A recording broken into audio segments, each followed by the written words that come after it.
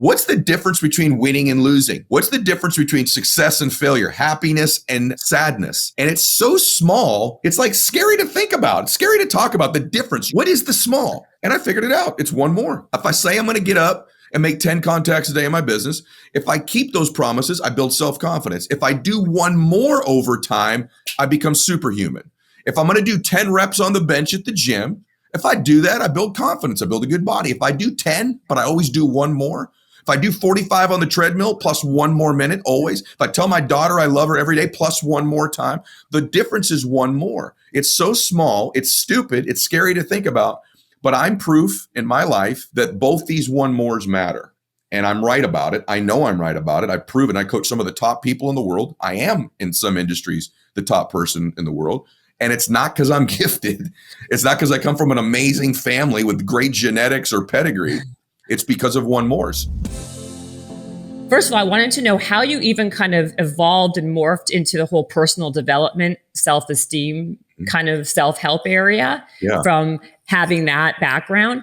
And the part of that question is having that success. What was that one skill that you really honed to be able to even have that success initially? Yeah, that's really what. Yeah, they're connected, actually. So the personal development stuff happened just to become a functioning person. I grew up, as you know, the son of an alcoholic, and I was small when I was little, bullied a lot in school. I had no self-esteem whatsoever, none. And so for me, getting into personal development and learning how to build self-confidence, I had to do it just to become a baseline functioning human, period. Wow. And once that happened, it sort of became an addiction. Like, wow, I don't completely think I'm terrible. I think I'm somewhat terrible. Then I'm, then I'm average. And it grew to where like, well, this stuff works. So that was the first reason I did it. And I'd be like most things, I have being a son of an alcoholic, I have that same addictive personality, frankly. I just pointed it towards healthy things. And so the same gift was given to me with my dad's alcoholism. When I was a little boy, like 5 years old, I had 3 little sisters and a mom, and I had to know who was coming through the front door at 5. So as a little boy, I would get to the front door, I'd hear my dad's car pull up, and I had to know if it was drunk or sober dad. And so I could learn to be present and read people like you could not believe at 5, because if he came through the door, I would be reading his eyes, his hair, how was he walking, how was he talking. It actually got to the point where I could tell by the sound the key made in the front door whether he was drunk or not. And if he was drunk, and I'm talking 5 years old, I'd say, Mama, go take a shower, and Mimi, get the other sisters upstairs, and I'll be down here with him. And my dad ended up getting sober. It's a redemptive story, but I learned to be present and read people as a little boy. And then the second thing I learned how to do was communicate. I could talk him out of that state. Daddy, I'd grab his hand. I got a 93 on my spelling test. I hit a home run in baseball. That you did? Really? Oh, how was your day? Well, not as bad. And I could get him away from the liquor cabinet. You're talking about as a 5-year-old little boy. Wow. And so I say all the time that on the other side of temporary pain, you meet your other self. If you can survive the temporary, the pain you're going through, whether that's a relationship or finances or just not feeling great about it, if you can survive the temporary, because everything's temporary, you can survive it. You'll get introduced to your other self. And for me, the pain as a child, I got introduced to these 2 skills I've used to make hundreds of millions of dollars, which is I am not great at a lot of things, but I am good at being present with people and reading them and them sensing that. And then I'm also a pretty good communicator. And both of those were born out of the same exact thing, which is also what caused me to get into personal development, ironically.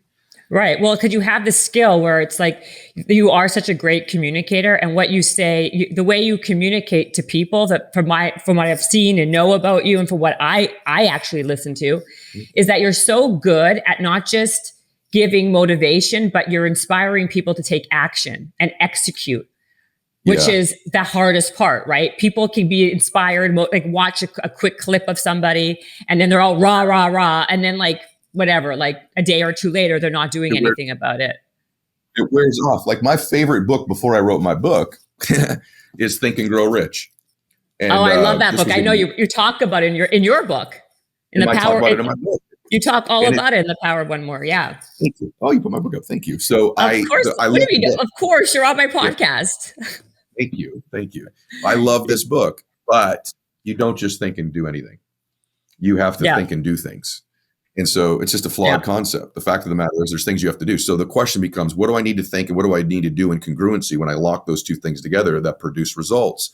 And so that's sort of how I teach everything I do. It's what do you need to think? And I try to take, super complicated concepts and distill them down to actionable things you can do that you don't even need to understand why it works. So I don't have the need when I walk in a room to be the smartest person in the room. I want to be the most effective person in the room. So I'll take things like the second chapter of the book, as you know, is about the reticular activating system in your brain, which is in your prefrontal cortex. I could get all neuro on you, but the bottom line is it's your filter that reveals the world to you.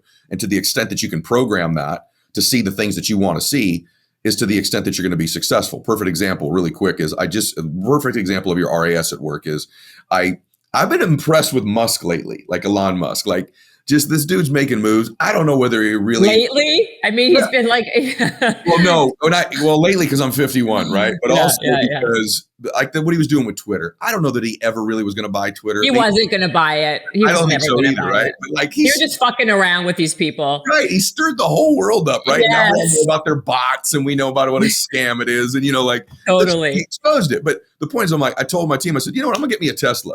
So I get this Tesla. I didn't really want one, but I got one, and I drive it everywhere now. And now every freaking where I go, I see Teslas. It drives my wife nuts. I'm like, babe, red Tesla, white Tesla, 3 lanes over, other side of the freeway. I'm like, babe, black Tesla. She's like, what the hell is wrong with you? They were always there, but I didn't see them before because they weren't important to me. Now they're part of my RAS. I see them freaking everywhere. It's right? So true. The Matrix. You talk all about this and it is the Matrix. The red pill, the blue pill, but it's 100% true. And it's how your life works. So the hook is, can the Teslas become your prospects? Can the Teslas become your goals, your ambitions, the emotions you want? Can you begin to see they're always there? Like what I don't see right now are Mercedes. I don't see Toyotas because they're not important to me. Right. Exactly. So we see what matters most to us. And so if you can program the right things to matter to you, your RAS will see, hear, and feel things that were always in your circle that you're missing because they're not part of your RAS. That's what separates successful and unsuccessful people, is what they can see, feel, and hear. So what's the first step to that? Because identity, isn't it first, like you're saying, like the self-confidence, but you took your background and with your father has been such an obvious, prevalent piece of your whole entire existence, but you made it as fuel to be successful, and you learned your behavior patterns from something terrible and made it work for you, become very resourceful. Like the key. Was it the fact, by the way, was it that when he was opening up the door, if it took longer than it should, did you know that's how you knew he was wrong? Right. So if the key went real smooth, he was sober. If the key struggled to get in the lock or it took him a minute to open it up, I knew who was coming through that door. Right. Yeah, that's amazing. Yeah. And now I know with human beings within about 5 minutes, I think I'm pretty good. Not always, but I'm pretty good at knowing what they need. One thing about energy is you're always making people feel something. The reason your show is so successful is that maybe it's unconscious, but I've watched you enough in preparing for this. You really make people feel certain things, particularly your guests. Your guests get very comfortable. They feel honored by you. Your preparation level gives them a level of respect. And so most people are unaware. You're always making people feel something. That's so nice of you. Did you really watch my show? Yeah, I have several of them. Yeah, I did. And I got to tell you, your preparation level to me is the highest sign of respect for somebody. Thank you. I appreciate that. You know this. You've done shows. I've done shows. You're like, did you even look at my book? Do you know anything? Totally. And I'm like, why are you doing this? Right? Like, if you're going to do something, be great at it. But my bigger point is you're always making people feel something. So why not be intentional about what they're feeling? Like, most people are just oblivious. Every room, a server in a restaurant, everyone you interact with, you're making them feel something. Do they feel seen? Do they feel valued? Do they feel respected? Do they feel attractive? Whatever it might be. Or do they feel invisible, offended, slighted, scared, right? And so I'm just really intentional about how I make people feel and what my energy is. I'm really conscious of it. Do you think people can learn that skill, or is it something that either they have to have had an experience where it kind of brings it out in them to be able to do that, or it's innate in them? Because not everybody has that ability, right, to do that. It's very difficult. I think some people are born with a natural intuition, nurturing EQ. ability. I think women have it more naturally than men. I mean, nothing's gender specific, but I just think, in general, women are more in tune with people's feelings and emotions than maybe men are, and that might be nature, or maybe nurture versus nature. I don't know, but I do think it can be learned because I teach it, and I learned it, and I've had a lot of people teach it. But you're exactly right. I had dinner, I won't say with who, but a very, very well-known person who we both wanted to get to know each other. And that person was in town this last week, and we've sort of been. Who was it? Come on, tell us. I can't say because it's not a compliment, but I can say that when we met, I was just blown away by they were completely oblivious to how they made people around them feel. And probably they'd become so successful that they lost the concern about it, because other people are always giving them energy. But it was really one of these things. I was like an hour into the dinner, which ended up being a 4-hour dinner. And to be candid with you, I wish I wanted to leave. About an hour into it, I was just like, this is not what I want to be doing right now. And it's not that they weren't interesting, because they were super interesting. I just don't think they made everyone around them and where we were feel what those people were worthy of feeling. Interesting. And at the end of the day, that's what people crave the most, right? Like they want to be seen, and they want to be heard, and they want to also feel it's all about the energy. But that's what I think that is your secret sauce though, for your success, in my opinion. Like you're able to pick up on that energy and like what someone needs and give it to them in a way that they can understand and it resonates with them. Yeah, I think that's certainly one of them. I mean, there's other things that make people successful. I'm an incredibly competitive person, really, really driven. I'm addicted to growing. I have this really deep belief humans can change because I watched my hero do it, my dad. When you watch the first 15 years of my life, alcoholic, didn't live well, all the things that come with being an alcoholic as a husband and a father, I'm sure came with those things with my dad. And to watch a human change, and then the next 35 years with just really one decision that my dad made. That's why it's the power of one more. I love that reason. Can you tell people that? Talk about the story, because I think that's so impactful. The reason why the book is called The Power of One More, about your dad. Well, my dad had been drinking for years and had tried to get sober before. And we're driving to, I'm about to turn 15. And by the way, it's a really funny story because my dad got sober on 420. Only my dad would get sober on 420, right? Like, you don't know what that means. Google it, right? But we're driving to a baseball game of mine. I never seen my dad cry before, ever. I seen my dad in a bunch of fights, but I never seen him cry. And my dad's crying driving, and he won't look at me. And I'm like, what is going on with Daddy? And so he finally pulls over, and he still isn't looking at me, and he's looking forward, and he goes, Eddie. And then he finally looks at me and makes eye contact. He goes, I'm going to try to quit drinking. I'll never forget this, one more time. And I said, Dad, what will be any different this time? Now we're both crying. And he said, well, I'm going to lose you and your sisters and your mom. Your mom's taking my family. And you deserve a husband. Your mom deserves a husband she can respect. Your sisters deserve a dad you can be proud of, and so do you. And he says to me, I'm going to give it one more try. And there's a chapter in the book called One More Try, because I've done that in business thousands of times. I've almost quit 1,000,000 times. I used to say, I just won't quit for one more day. And I don't make decisions. I'm never going to quit. That's a lie, right? By the way, and the decision's so big, you won't make it. But if you're really on your backs up against the wall in a relationship or in business, sometimes it's like, I'm just not going to quit for today. I'm just not going to quit for today. And then when my dad came back from being sober, I said, Daddy, are you never going to drink again? And he goes, I can't promise you that. I'm just not going to drink for one more day at a time. And he stacked that up over 35 years and helped thousands of other people get sober and helped one more person. So the principle of the book is that your one decision, one relationship, one meeting, one emotion, one podcast, one book away from potentially changing your life. You've already proven that. If you're happily married, that one decision changed your life. The birth of your children, if you have children, that changed your life. So we're true. And then the other part of the one more, there's another dual meaning, which is that in order to build self-confidence, what I learned was I had to learn to keep the promises I made to myself, because self-confidence is a relationship or reputation with oneself. And so I started stacking up little things like, I'm going to drink a gallon of water every day, which I'm holding a half a gallon right now. I'm going to get up at a certain time. I started stacking these small promises, and then I could point my mind at the big ones because I had a relationship and reputation with myself that I do what I say I'm going to do. Then when I got there, I figured out, well, that's baseline. What's the difference between winning and losing? What's the difference between success and failure, happiness and sadness? And it's so small, it's like scary to think about. It's scary to talk about the difference. You all know this. Like some of you that are winning, you're like, man, it was so small. And I'm like, what's it? What is the small? And I figured it out. It's one more. If I say I'm going to get up and make 10 contacts a day in my business, if I keep those promises, I build self-confidence. If I do one more over time, I become superhuman. If I'm going to do 10 reps on the bench at the gym, if I do that, I build confidence. I build a good body. If I do 10, but I always do one more. If I do 45 on the treadmill plus one more minute, always. If I tell my daughter I love her every day plus one more time, the difference is one more. It's so small. It's stupid. It's scary to think about. But I'm proof in my life that both these one mores matter. And I'm right about it. I know I'm right about it. I've proven. I coach some of the top people in the world. I am, in some industries, the top person in the world. And it's not because I'm gifted. It's not because I come from an amazing family with great genetics or pedigree. It's because of one mores.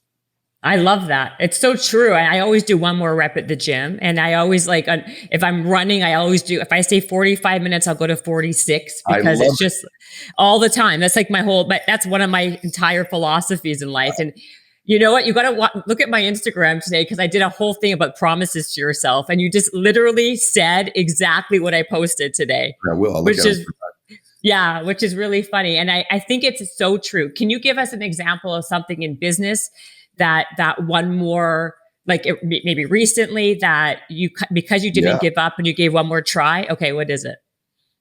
I'll give it to you as a guy that I just played golf with because it's not me, but I got a bunch of my own. But I think this one's like magnified, like you can't even believe. So I belong to this club there's only 150 members. And everyone, everyone from Tom Brady to Ellen DeGeneres, Adele, the Kardashians, Kris Jenner, John Elway, you name it. They're all members there. And it's a really unique place. And Tim Cook, who runs Apple, Phil Knight, who runs Nike. It's crazy. What's it called? I don't know if I can say the Madison Club. It's in La Quinta, California. Okay. The Madison Club. The Madison Club. So I get asked to play golf with this guy for like a month, and I don't really want to do it because I know he's kind of a fan. And I'm like, I don't want to spend 5 hours talking about me. I already know about me.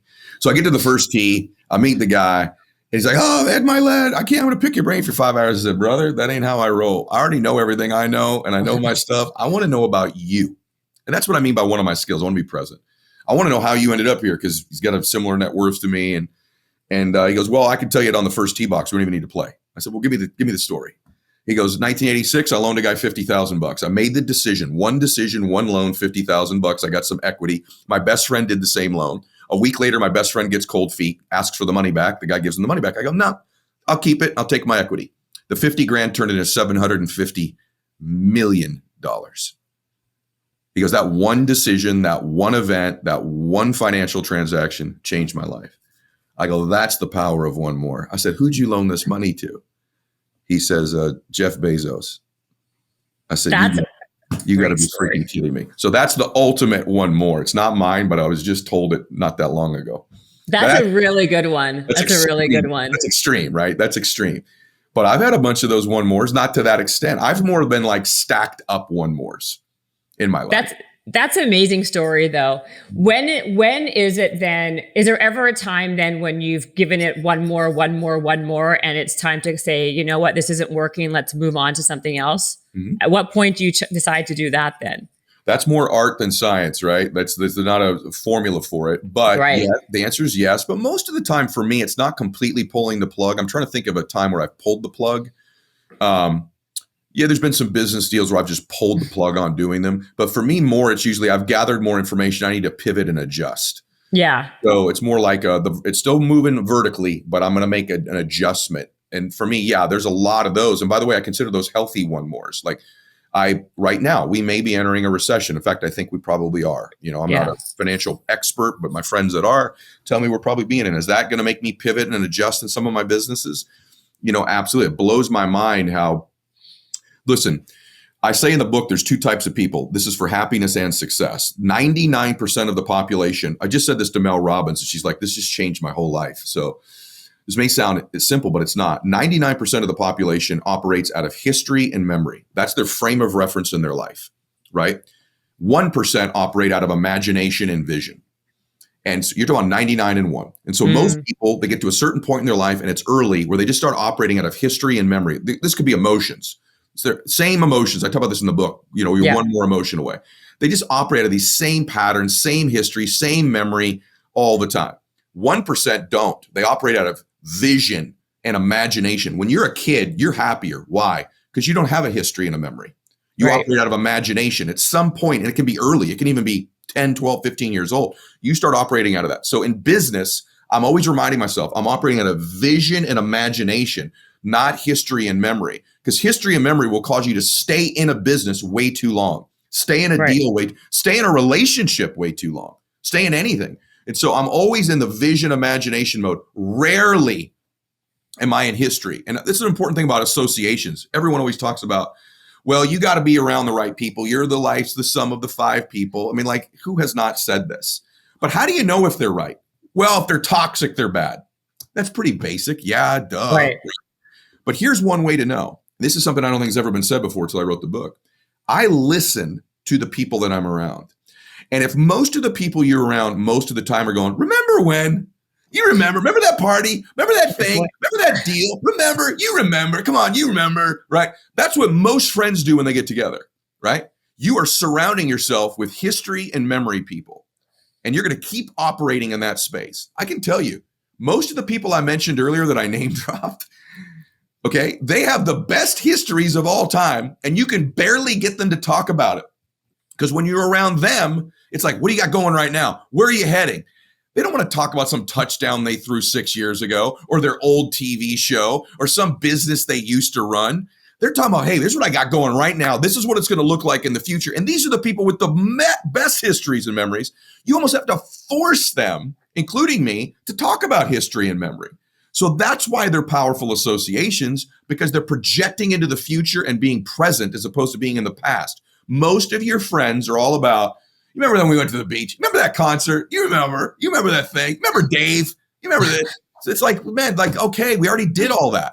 So the people you're around keep forcing history and memory on you as opposed to imagination. When's the last time you and your friends are like, hey, what are you on right now, man? What are you working on? Where are you going? How's it going to feel? What's it going to look like? What are you excited about? That's pretty rare in most friends. And that's when they're the good ones. That's such a true point. People do live in the past so much, which then disrupts them from living either in the present or in the future, right? Like that is most people. Yes. Yeah. We move towards what we're most familiar with. Always. If we're familiar with certain thoughts, we move towards them. Certain emotions, we move towards them. Certain memories, we move towards them. Familiar is a safe spot, right? The unknown, even though we all know this, get out of your comfort zone, drop all that stuff. This stuff is so cheesy, okay? Here's the bottom line. You gravitate towards what's familiar. And if what's familiar in your mind are emotions that don't serve you, are memories, instead of what's familiar in your mind is your vision, you have to have, listen, most people, I don't talk about this enough, they don't want a jet, okay? I've had 5 of them, and you would like to have one, trust me. But you don't want a jet. You want how you think it'll make you feel. You don't want millions of dollars. You want how you think it'll make you feel. You don't want to be fit and shredded and look great and have great energy. You want how that'll make you feel. The relationship, you want how it'll make you feel. But we're in a culture starting about 100 years ago with all these books that said set goals for stuff. And I have a whole chapter on goal setting. But even if you're great at it, you'll get 25% of your goals. But you're always going to get your standards. Long term, you're going to get your standard. Your standard needs to be one more. I'm so glad you said that. Can we talk about the difference between a goal and a standard? Because that is so true and important. Yeah. That's a big one. Your goal is a physical thing you want. To wrap up the part about the emotional part, I'll just say this to you.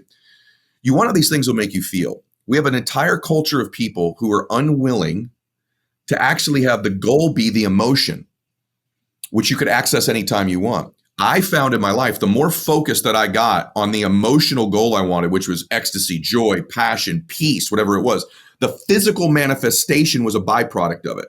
But most people just focus on the thing instead of how it'll make them feel. And so even when you set the goal, if you can't get it to make you feel a certain way, you're going to continue to miss the goal. But if you can physically do it, you can feel the emotion in your subconscious mind, which is your body, you begin to manifest it. Standards, on the other hand, are completely different than goals. Standards are what you live by. They deliver on goals. So my goal might be to weigh 220 pounds and have 5% body fat. My standard is I eat 2,000 calories a day. I do, 60 reps of blah, blah, blah. My standard is I crush it. My standard is I dispense justice in the gym. My standard is I'm an athlete. The standard is what you'll get. Perfect example of it is I have a new show coming out it's called Change. I can't get into it right now, but it's a TV show. And I had this woman on the show and I said, to her, I said, she had gained 180 pounds, lost it, gained it back. And I said, here's the challenge for you. You kept setting a goal to lose the weight instead of having an identity and a standard of how you eat and conduct yourself. And I said, Angie, your identity is you were a heavy woman who lost weight instead of a fit, beautiful, vibrant woman who had gained weight. Because we always get back to our standard. So you're getting back to the standard as a heavy woman who has no discipline. And the stuff you did was away from you. It's an activity that's not part of your identity. You'll always come back and get your standard. So we have to switch this, Angie, that you're a beautiful, vibrant, healthy woman. That's your identity, who eats clean, trains hard. That's your standard, who's happened to gain 180 pounds, not the other way around. But because she's been heavy so long, it's become familiar. And that's her history and her memory. So we do a pattern interrupt and get her focused on her vision and her imagination, and we change her standard and identity. Now we've got a chance to lose the weight permanently. And that's what the difference between standards and goals are. I love that so much. And it's in your book, and about the base. I love the whole thing about your baseline, what you're familiar with. Like, I'm very much someone who's like, does well in chaos. I think so do you, right? Like, that was your thing too. You really prepare. My gosh, you're so good. Of course. I really believe that on a weekly basis, we get the same 5 or 6 emotions we're addicted to, whether they serve us or not. So if you're addicted to, like my mother-in-law is addicted to peace, and she loves the Lord. She's the most devout Christian ever, right? Like, just and the wind blows on her face. Thank you, Jesus. Like, she's just, her husband passed away of many, many years, the love of her life. And she was sad, but not like you'd think. And she mourned. And I said, Mom, how do you do this? And she says, well, now I'm married to Jesus, and Howard's with the Lord now. And so she had this ability, even in the most difficult times, to access the emotion of peace, right? Whereas me, I took an inventory. I do have joy and I have passion in my life, but one of the emotions I was addicted to, I used to brag about, chaos. No matter how wealthy I got, I'd find a way to mess things up so I could fix them. I had to do another deal. I had to do another thing. I'm addicted. I used to brag, I'm the best under chaos. Well, that's like really a shitty thing to say about yourself, right? Like, that means you live in chaos all the time, Ed Mylett. So I had to evaluate that. It's like, that emotion doesn't serve me. It's very familiar. It came from my childhood, and I never dropped it. No matter what happened in my life, no matter what changed, no matter how good my relationships, how much money I had, I found a way to get me some chaos. And most of you are nodding your head right now going, oh my gosh. So I think it's important to take an inventory of what emotions you get regularly and which ones don't serve you. And for me, chaos was the one that I wanted to drop, and I've replaced it with something much, much more powerful. Which is what? Joy and laughter. I realized in my family, we were very happy, but we didn't laugh enough. Like, we just didn't laugh enough. Like, there wasn't enough. When I walked in my house, I didn't hear enough laughter. And I'm responsible for the culture in my companies, and I'm responsible for the culture in my family. We have a wonderful culture in my family of giving, of loving one another. I think of being pretty good people, but we didn't have a culture of laughing enough. And I thought, what can I replace chaos with? I want more joy. I want more laughter. I already was working on peace. My word for this year is peace. I wrote a chapter in the book called One More Level of Equanimity. What equanimity is peace under duress. How do you find peace in chaos? How do you find peace during stress? What separates Tom Brady from your normal quarterback? When it's the fourth quarter, God bless Aaron Rodgers, a good buddy of mine. But something happens to Aaron Rodgers in fourth quarters of football games, particularly in the playoffs, where he doesn't perform very well. So when it gets chaotic, he loses equanimity. Brady, when it gets chaotic, he finds more peace. Things slow down more for him. Rodgers is physically more gifted, much more. Right, much more. Yeah. Brady is far more mentally and emotionally gifted. And it's not mental, it's emotional. He accesses the right emotions on a regular basis. Whereas Rodgers, I think, accesses and performs poorly. Chaos creates lack of peace. Chaos with Brady creates equanimity. And so I replaced it with joy, laughter, and equanimity. How do you do that? How do you replace it, though? What's the process of changing what has not worked for you emotionally to what does work? Besides now I'm aware of it. I know I'm a chaotic. I know I have anxiety. I know whatever those things are that are not working for you, those negative emotions. I know you don't believe all emotions are not negative or positive. I know you say that. Yep, but if you Go ahead. No. I was going to say, not all emotions are negative. It's the abundance of them. Like for example, worry. You'd say, well, that's a negative emotion. Well, not all the time. Like part of you Right. worrying that this goes well today caused you to prepare, right? Exactly. That's what I was going to say. Sometimes it actually works for you, not against you. 100%. Anger. People go, man, anger's terrible. Well, for me, when I get angry, I get really self-reflective. I Mm-hmm. get really focused. Do I want to be angry most of the time? No. Do I never want any of that? Nah, I can tell you. Sometimes when I'm in the gym, I get a little angry. It goes really well, right? So Yeah, that's an extreme emotion that I don't want a lot of. totally. It's not completely negative. Okay, how do we replace these emotions? One, we take an inventory of them and we actually begin to repetitively visualize these emotions. I talk about it in the book. You said something really important, which is awareness. For me, being aware that I do something helps it lose its power over me. And Mm-hmm. so I actually do these visualizations that may sound funny, but I do these visualizations in my mind where when I'm doing something chaotic, I play the video of the chaos that I create. And this may sound strange, but let me tell you what really works. It's like a CD playing in your mind. So I'll watch the video of me doing something stupid that's chaotic, and I begin to change the color of it and brighten it. And then I begin to play music over it that's like carnival music, like you clown, you dope. And I actually start to scramble the pattern in my brain of what chaos looks like. And I begin to look like a fool doing it rather than a superhero conquering it. And over time, as I replay that CD, it like scratches out the old pattern and replaces it with hilarity, almost embarrassment that I do it. And then when I get the awareness, I'm like, oh my gosh, I'm doing this stupid chaos thing. The awareness, it loses its power over me. And I'm not exaggerating. In my mind, I go, dun, dun, dun, dun, dun, dun, dun, dun, and it actually changes it. I learned to do that from a team psychologist when I was playing college baseball who passed away. And when I ground into double plays, I'd get mad and reinforce the emotion in my body. He'd make me do the visualization of it and then make it really bright and then speed it up and then slow it down and then play hilarious music over it to where like I'm laughing at myself as I do this and it's not who I am anymore.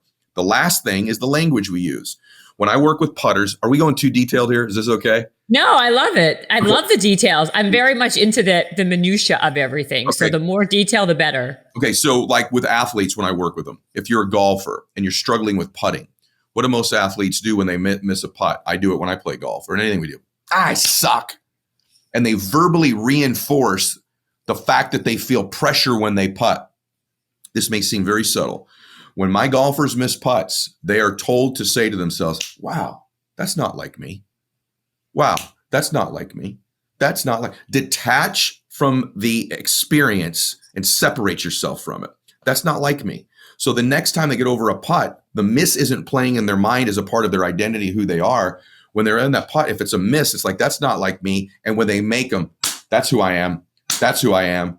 That's who I am. So for me, when I'm doing something where I overcome chaos and I don't allow it to rule my world, I say, that's who I am. That's who I am. That's who I am. And when I do it, I go, that's not like me. That's not like me. I use the language to separate from the behavior.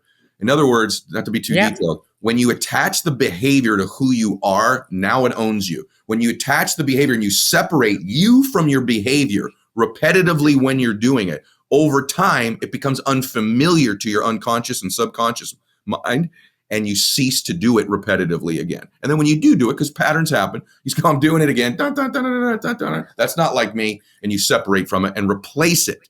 You need replacement emotions. Like when people quit drinking, oftentimes they'll tell them to replace it with a 12-step program they become addicted to. Replace it with prayer, replace it with reading, replace it with fitness. Exercise, exactly. Yeah. And so for me, it's a replacement emotion. That's a great, I like that. That's actually a very, so by the way, do you still work with individuals? Like, do you still work with athletes or whoever it is on an individual basis? How do you have the time to do everything? I feel like your schedule is like insane. I would say my schedule right now, if I'm being completely honest, like you hit on something that's a real sensitive spot I was talking about with my team this morning. I would say right now I'm out of control. And I'd love to be on every show and say I have my total act together and man, be just like me. But I think one of the reasons that I reach millions and millions of people is that if you want to really impress people, show them how perfect you are. If you really want to help people and connect with them, show them your imperfections. Yeah. And one of my imperfections is clearly that I'm doing too much right now. and it needs to stop. I'm certainly heading towards a bad place if I continue at this pace. The answer is I do work one-on-one. It's very expensive, and usually it's with someone who can make a major impact. But they have NDAs, but like I work with people that move, the needle in the world. Do I have time to do all of what I'm doing right now? No. Some things are going to have to go, and for me, that's a part of my process. In August, we're doing this in July. In August is what's going to go, because I want to bring my A game to everything I do, and you can't do everything.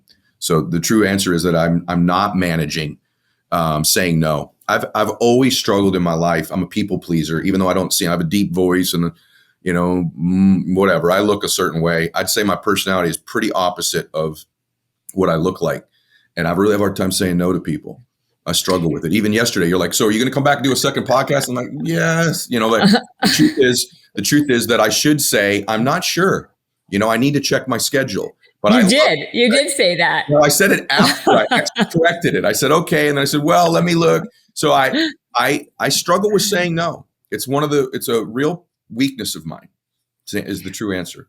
No, actually, but you have a sweetness to you though. Like even like I can see like even I'm picking up on like just different like personality pieces of yours. Like even when you're like, oh, am I going too deep? Like you actually have like as successful as you are, there's still very much like this childlike person inside of you that wants to be liked and wants to, and I see that. So I understand what you're saying. So by the way, does that, go ahead. No, I was just going to say, I love people. Like I want to help people. Like, and if I'm not, tell me, my favorite people toe this really unique line of humility and confidence. Yeah. And people that we all know a bunch of people, tons of confidence with no humility. They fry because they're not curious anymore. They don't ask questions. They don't think they have anything to learn. They're just, yuck.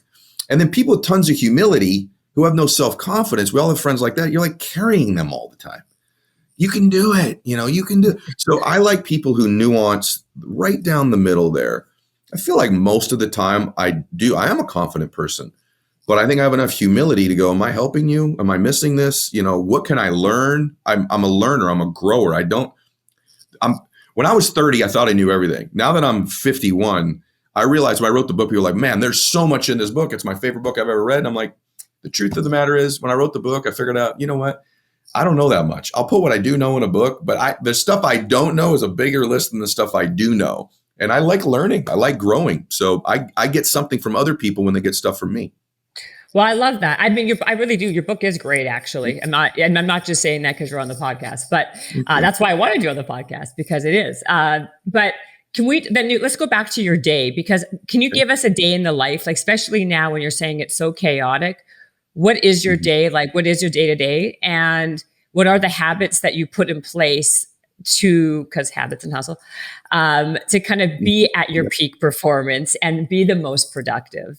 And then we can talk also about your time, man. You have a great chapter about that, which is what I told you how it helped me today. So, yeah, I think I'll start there. So because I think that is my main habit, is how I manage and bend time. So the truth of the matter is, like many, many years ago, about 25 years ago, what changed my life, I realized, look, I'm not the smartest person. I'm just not, my IQ is what it is. And so how am I going to get ahead? How am I going to dominate in life? I got to take time and look at it differently. So I bend and manipulate time. It's in the book. I go very detailed on it. Mm-hmm. But to me, a 24-hour day is some crap that was created 300 years ago when there was no electricity. There was no internet. Right. 300 years ago, if I wanted to get you some communication, I had to find somewhere to write a note down, stick it on the back of some horse's butt, and hope you got it a month later. You get it, maybe right, and I get it back 3 months from now, right? Now I can text you in 2 seconds. So why in the world am I managing time the same way that dude did 300 years ago? It's insane. So the fact that we still manage time the same way we did 20 years ago when there was no smartphones and no real internet that most people used is bananas. And so I started looking at it. I'm like, well, when I had to get a high school project done, I had to my mom drive me down to a library, bust out Encyclopedia Britannicas, write everything down by hand, come back to my house, get on a typewriter, that's how old I am, type a bunch of crap out.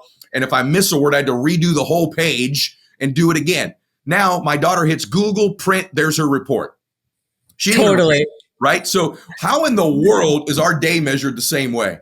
And I say that it'll change your life when you read my book on this. Like, it'll just change your life. So my day is from 6 a.m. to noon. And by the way, just to be clear what a day looks like so you don't think I'm psycho, I used to have 24-hour days where that day was lay on the couch and watch football. That's okay. So when I say a day, some of these days that's all you're going to do. But to measure time in 24 hours, that is so stupid. So 6 a.m. to noon is a day. We've all had that morning where we go, I got more done this morning than I've gotten 3 weeks done. I just do that every day now. So 6 a.m. to noon's a day. Workout, fitness, fun, faith, family, business, money, whatever it is, it's a day. At noon, a clock goes off in my head. This day just ended. Just like for a normal person around 8 p.m., it happens for me at noon. It happens. I just go, oh, it's noon, bingo. What did I just get done? What do I need to focus on? What did I miss? What am I grateful for? What's next? Takes me 30 seconds. I'm into day 2, noon to 6 p.m. Same thing. Fun, business, fitness, money, whatever it might be, faith, family. That's a day. Third day, 6 p.m. to midnight. Some of that time I sleep. Some of that time I'm working. Some of that time's fun. Some of that time is a cigar and tequila. Some of it's contacts and calls. Here's the bottom line. I get 21 days a week. Most people get 7. Stack that up over a month. Stack that up over a year. Stack that up over a decade. I will smoke you. My life will be richer in every area. More fun, more family, more faith, more fitness, more business, more money, because I calibrate time differently. Period. End of story. It gives me 3 times a day to check in a normal day. The last thing that happens, then I'll come up for air, is the rest of the world responds to you differently when you run mini days. Because what is perceived as scarce is valuable in our world. It's valuable. And so that's why diamonds are worth more than paper. There's less of them. And so when you have less time to give people, the more valuable you become and become perceived. And so it changed the way everybody in the world replied and responded to me. That's how I get a lot of stuff done. A normal day is not normal for me. I think today, so that answers my habits. I think I probably have 10 meetings today, and that's too many. So just to 10 meetings. Yeah, I think just right before this, I was on with my architect for a house I was building. Before that, I was on with my CPA. Before that, I had a prep call with Ryan Serhant because we're doing Instagram Live together tomorrow. And by the way, it's only right now 11:48 my time. I'm about to end my first day. I trained this morning. I ate breakfast this morning. I walked my dogs on the beach. I met with my kids this morning already.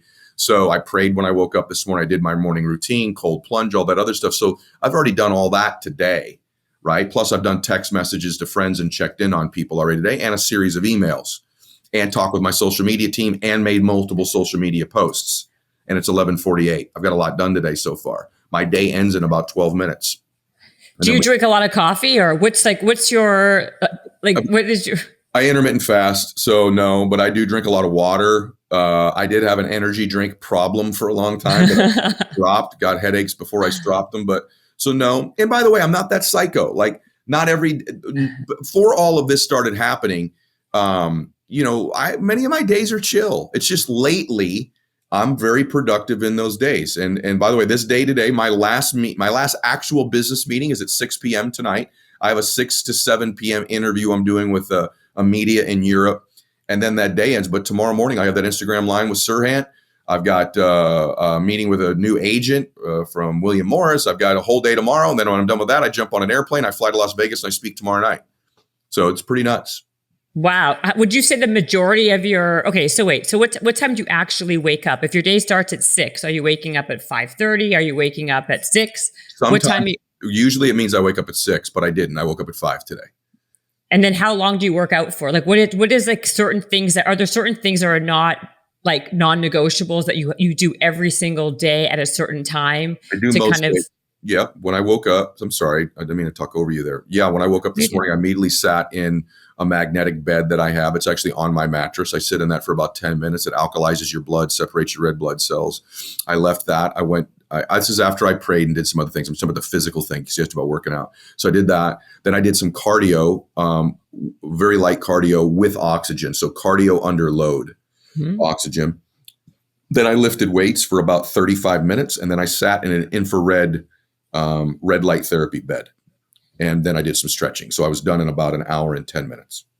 So is that mostly your routine? Like, so the magnetic thing, what is that? What does that do? And what time you do that before you work out? Yeah, I do. It just alkalizes your body, and it separates your red blood cells. It's just a really healthy thing to do. It's part of something I do every single day, almost every single day. I have them in all my houses. It's not that expensive. And then the oxygen under load, I don't do as often. Like you and I were talking about, I don't do Yeah. that much cardio, but I did today. And then I lifted weights pretty heavy today, actually. Then I did some stretching, and I sat. That infrared bed I love. Probably my Yeah. favorite hack is my infrared bed. Is it like not an infrared sauna, an infrared bed? An actual bed. It's a red light therapy bed. Yeah. Oh, I love those. I think Yeah. they have one at Next Health. Do you have one at your house? It looks like it looks like a tanning bed, right? It's like a tanning bed. Yeah. And by the way, Yeah. for most people who can't afford that, and by the way, I very much relate to that. Yeah, you can go there's lots of places now that you can sit in them like a tanning membership and just pay every session. Yeah. Yeah. It's kind of like how cryotherapy used to be. You used to have your own thing in your house. Now you can go to places and do cryo, and infrared is that thing for me. And I feel a major difference. I feel it in my skin. I feel it in my hair. I feel it in my energy. You can change it. So like some of it can help you sleep if you want to sleep. Some of it's good for energy. There's different ways to calibrate the light that helps me. You can also get the ones I have in my house. They have like there's huge like boards, like they're like 4 or 5 feet boards, and you can have a whole room and you can stand there or just one. It's great. I love that too. So you do it too. That's interesting. Of course. Most people I say that to my don't know house what is I'm like a talking about, so wellness that's cool. facility here. I have like 77 treadmill. I mean, I have my entire. I have an infrared sauna. I have all the lights. I have like every gizmo you can possibly imagine. I mean, you can come here for Have you like been going hot and cold? yeah, been doing the that? hot and cold plunging. Yeah. Yeah, I'm doing a lot of that lately too. I like how my body feels when I do it. So do you love, I hate, like the one thing is very difficult for me is the cold part. The cold plunge for me, I hate that. Me too. I don't like it. I don't like it at all. And I think some people take it to the extreme. Like they'll go do cold plunge and they live where it's 30 degrees in the winter and they wonder why they're constantly sick. I'm like, hello, there's a modification here that's needed. I do it because it's difficult. To be honest with you, I like the hot cold contrast now because I've made this negotiation with myself that when I get out of the cold, I get to get into the hot. So I know something good's coming. So that's made it easier for me. But no, I don't like doing the cold thing at all. But I do like how I wake up when I do it. And I like that I've started my day doing some hard crap that most people won't do. 100%. I'm a big believer in that too. Like what I would do is I go into my sauna. Actually, Laird Hamilton did he has this whole system that he does. He put me through this whole crazy nonsense. Like you're in the sauna and then you jump out for like 3 minutes and go into this ice cold, plunge, go back into the sauna, go back and forth. To me, I'd be happy just staying in the sauna. I don't mind the heat. It's the other part. Oh, yeah, I like brutal. sweating. I like how it feels. Me too. I like the hot. I like the sauna gives me this feeling like I worked out. I can kind of feel some of the toxins coming out of me. I'm like, I'm working out right now, right? Because you're just pouring in sweat. So exactly. So I do love that. But it's like how it's like, okay, if that's the one I like, I really need to be doing the other one. And so I do the totally cold stuff. True. Gabby told me about that whole system. Gabby Reese took me through that whole system. And I think it's wonderful that Laird does that. And I do something kind of similar now, but I don't do that every day anymore. I've changed that. Yeah. I mean, did you do the system with him? Did she put you through? She did it to me too, actually. No. But when you jump in the water with the weights and all that stuff? Oh. I've watched all the videos. I told her I was going to do it and then I never did it. So no, I haven't done it. It was literally me. There's very few regular humans are able to do that. Like with me, when I was at their place doing it, it was only Navy SEALs, Olympic athletes. Me, I took my husband. My husband was able to do it. But it was not like, it's not something you can do on a regular basis, like day to day. You know what I mean? Like it's not scalable for the masses, for sure. Right. Yeah. Right. Who's going to do that? The amount of time it requires too. Like who has time? Can I say one thing? That's the thing I was going to tell you. That's the brilliant thing about you, because a lot of people listen to these routines and they're like, well, that's good that you're like an influencer on social and you have this like warning where I got to get up and get my kids ready for school. And so I try to create routines now like that are scalable for most people. You're exactly right. Like most people, that sounds wonderful that you guys are going out and jumping in pools and lifting weights and sauning. And like, I got an hour when I get up to get to my kids to school, right? So what can I do? And that's sort of the stuff I try to actual stuff you could physically do as an everyday normal person. You're 1,000,000% correct. I mean, that's the thing. Like, no matter how many things I even have gizmos and gadgets in my house because I'm obsessed with this stuff. Mhm. I mean, at the end of the day, I don't have that. I can't do all of that. I mean, Right. what do? I go on I run on my woodway because I love that treadmill. I do my weights. I Yep. like try to figure out ways to maybe do the sauna like for 20 minutes here and there. Yep. But most people, anybody, actually not even all people, Yep. if you have a family, I have 2 kids, I have to make them breakfast, make them lunch, get them to Right. school, get them to camp, pick them up, do the dance class, the soccer. I mean, like, if you Yeah. want to be a human being that has like, if you like to have be a robust whole person, like I can't just be like working out and doing my fitness all day. I know. I listen to some shows where I have guests on. I'm like, well, that would take 3.5 hours probably in the Oh, real world to do. I'm not sure what the rest of your day is like, but that one ain't flying for me.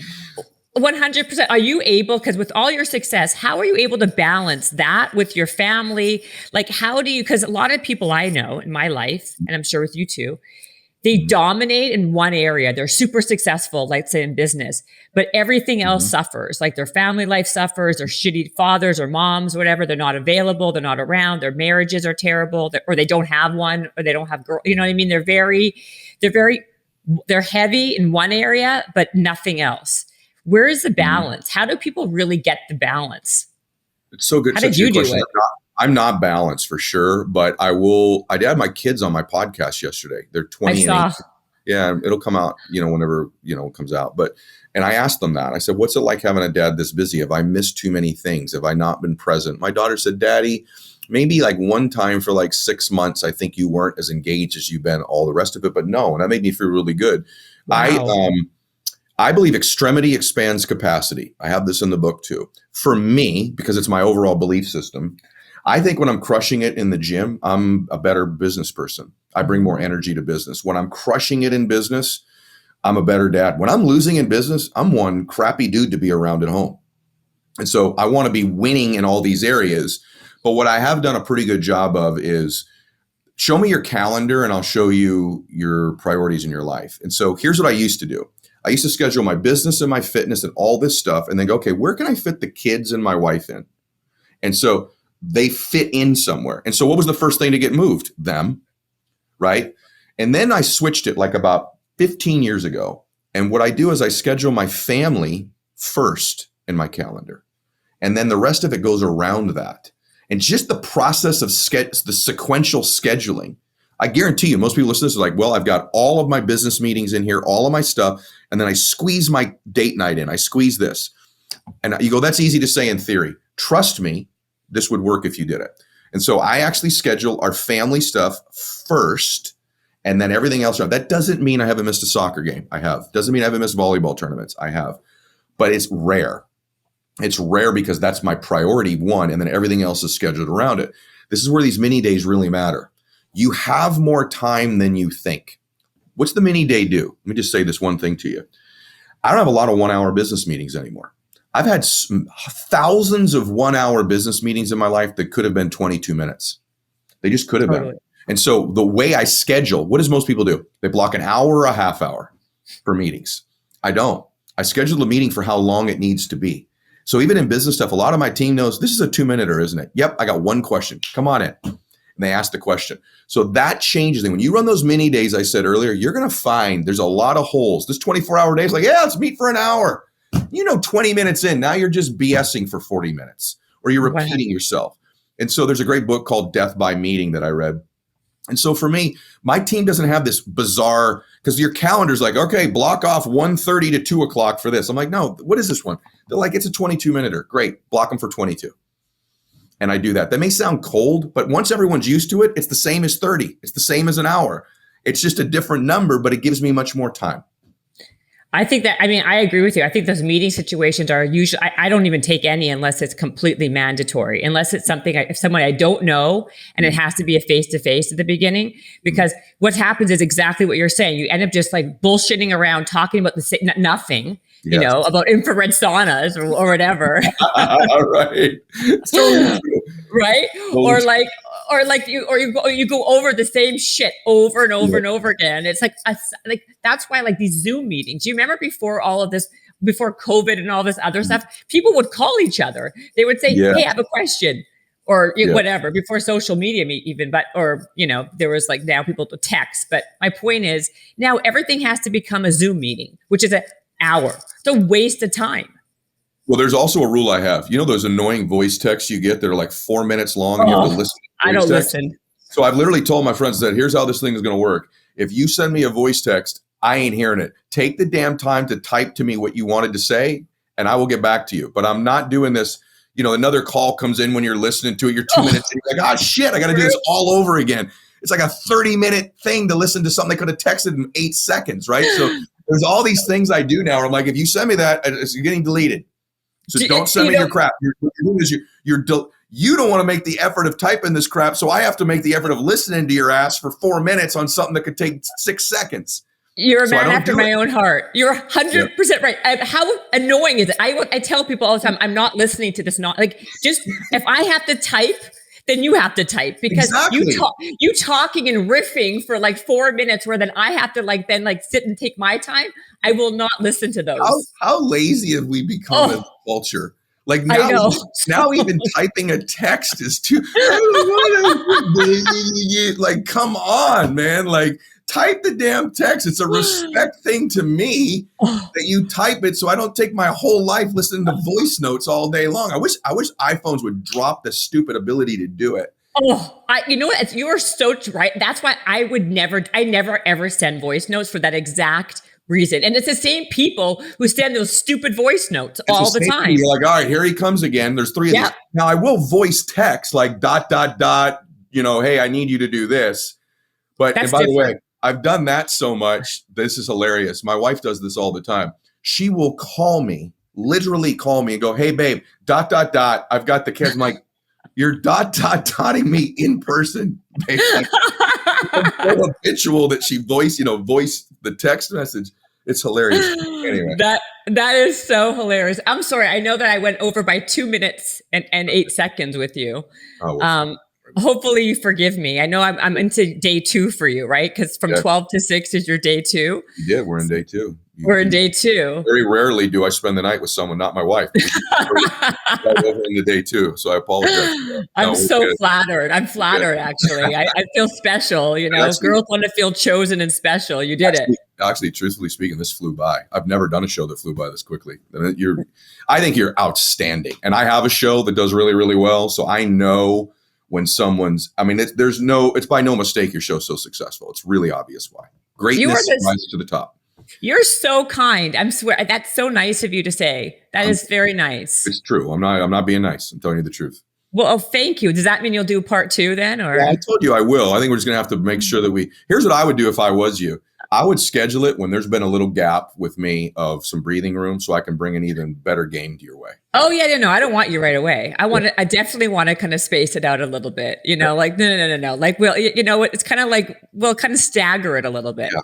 Breathe. Everyone's sick of me on your show by now already. They're like, all right, that's enough of this dude. Let's get to the next one. So no, absolutely not. But I will say, I'm upset with the fact that I couldn't do this earlier, because you've done so many podcasts over, about your book, and so now it's like I'm like me too, like here's another one. No, it's not, because most podcasts don't move the needle. And I'm only doing ones now that I'm like, they move the needle. Like, I know, everybody, by the way, listen to this, go get The Power of One More. It'll change your life. It's a great book. I hope I have enough credibility with everybody where you just go, hey, look, I'll trust this dude. There'll be stuff in there you've never read before. It's not one of those other books. For me, personal development books, I feel like most of them, when I read them, I already read this one. One. And in this one, I think there'll be some chapters you'll be like, yeah, that doesn't apply. But there'll be enough chapters in there where you go, I got something big right there. That I can tell you.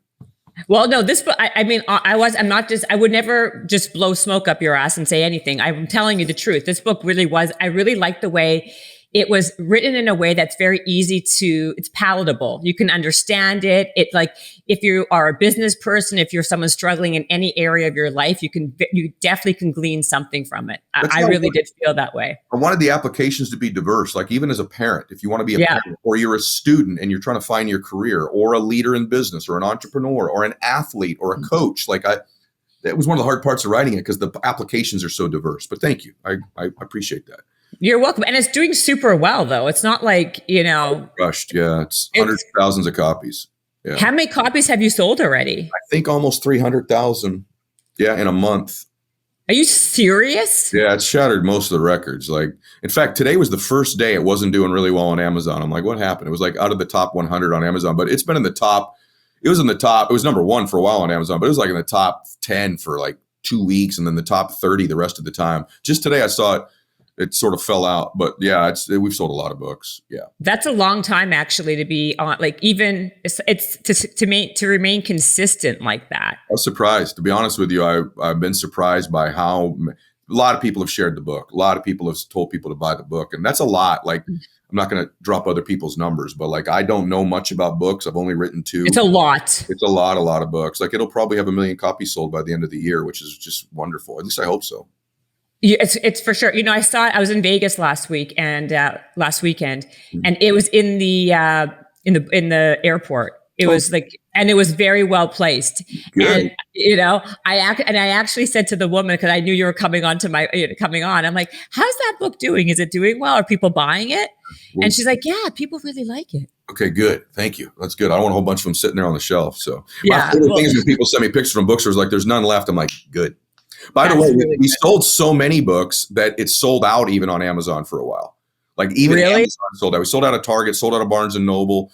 It was not good when it sold out of Amazon for like 3 days. And then for a while it said it was going to take 2 months to get a book, but now there's plenty of inventory. So who do you think is buying it? Is it mostly women, men? What's your demo you think that really like that? Because I like we just said, it's good for everybody, but have you been noticing that people think it's only for them? Or but I would say I have more women that follow me than men. So I know if I were betting, I would tell you that more women have bought the book than men have, by like probably 60-40 or 70-30.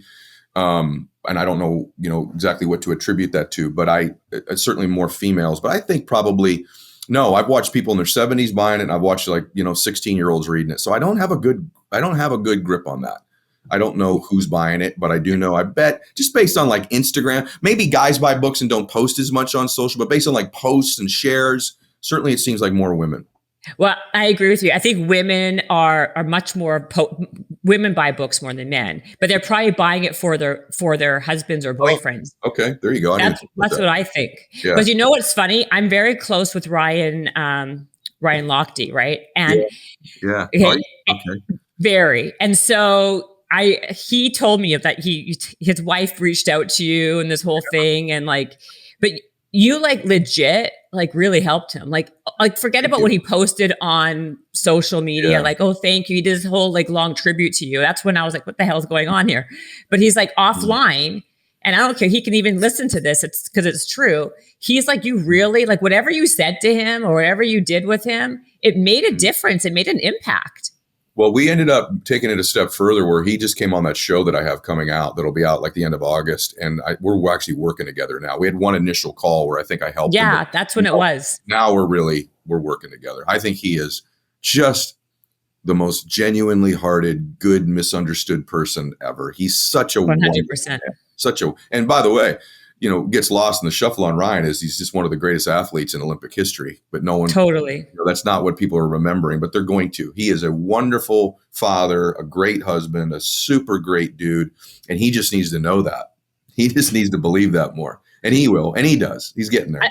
I love that you're actually truly working with him, because you just said it. He's so misunderstood, and he's such a kind person and so nice that I think the media has taken advantage of that and like has not let this one experience or one thing like go. I think they pick and choose what they'll drop and what they'll kind of like, create.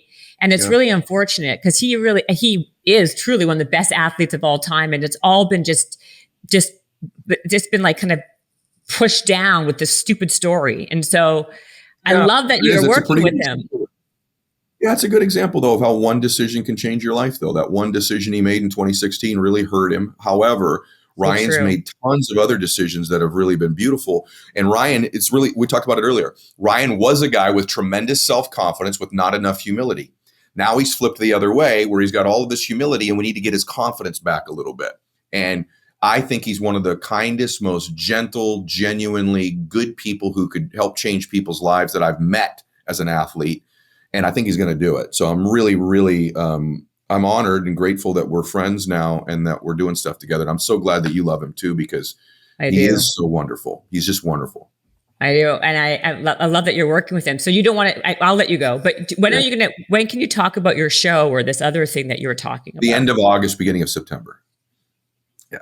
That's so exciting. Okay, good. Okay. So we'll be in touch then, because I'm going to come harass you to be on maybe around some other time when you have something to talk about. It wouldn't be a harassment at this point. Now that we've done this, I would love to do it.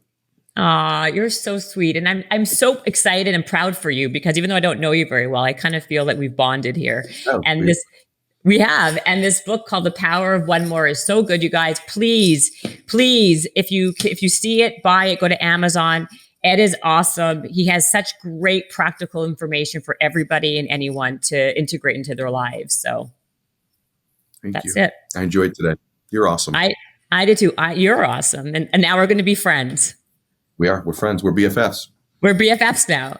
And now you can go do your day 2 without, you had this one night stand. You can go now do the rest. Thank you for watching Habits and Hustle. Please watch another video here and subscribe to the channel if you haven't already by pressing the button below. Jennifer Cohen, visionaries, tune in, you can get to know them. Be inspired, this is your moment. Excuses, we ain't having that. The Habits and Hustle podcast, powered by Habit Nest.